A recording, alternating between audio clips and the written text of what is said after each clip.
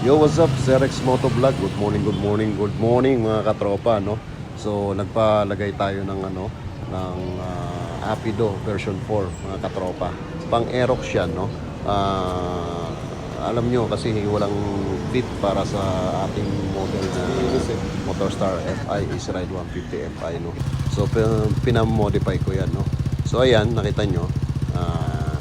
Tinesting ko yan. Medyo singaw pa yan kasi hindi pa mahigpit sa ilalim, pero nung hinigpitan na, nung natapos na, ay napakalutong mga katropa, ang sarap.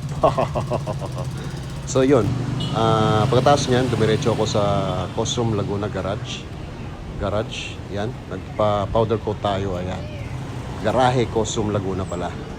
So yun, ayun o, nakita nyo naman, napakaganda, ganda ng kulay, yellow green fluorescent mga katropa, kasi binagay yan para dun sa glossy blue natin. So bitaw na bitaw yung pagka-blue niya, tsaka yung fluorescent green niya mga katropa. So yun mga katropa, no?